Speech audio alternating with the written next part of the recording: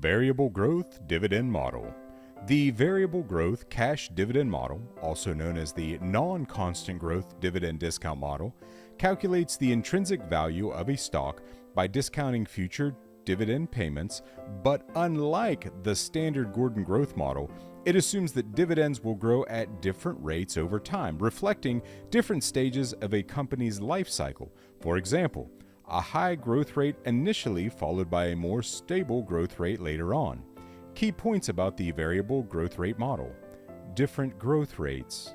Unlike the constant growth model, this model allows for different dividend growth rates in different periods, which makes it more realistic for companies experiencing varying growth phases.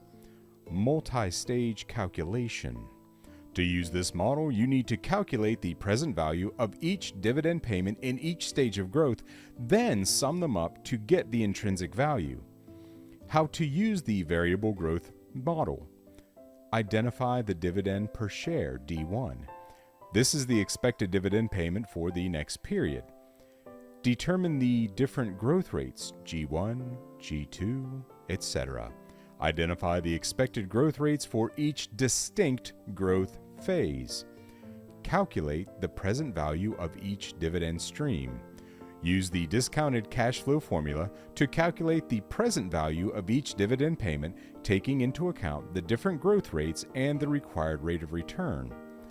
Sum the present values. Add up the present values of all the future dividend streams to get the intrinsic value of the stock. Example. Imagine a company, XYZ, is expected to pay a dividend of $2 per share next year being D1. The company is expected to grow dividends at a rate of 10% for the next 3 years, then stabilize at a 5% growth rate thereafter. Its required rate of return is 12%.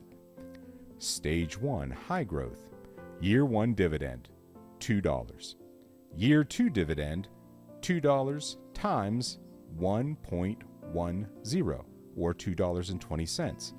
And year 3 dividend, $2.20 times 1.10, or $2.42. Stage 2, stable growth. Year 4 dividend, $2.42 times 1.05, or $2.54. Calculating the present value.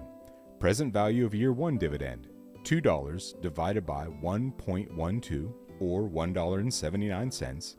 Present value of year 2 dividend, $2.20 divided by 1.12 to the second power, or $1.74. Present value of year 3 dividend, $2.42, 1.12 to the third, or $1.61. Now, calculating the terminal value using the Gordon growth model for the stable growth phase. Terminal value at year 3 would be $2.42 times 1.05 divided by 0.12 minus the growth rate of 0.05 would be $32.27. Present value of the terminal value at year 3, $32.27. Then we have to discount that by dividing 1.12 to the third, which brings us to $21.45. The intrinsic value would be the sum of all those present values, $1.79 plus $1.74 plus $1.61 plus $21.45, or a total intrinsic value of $26.59. Keys to remember.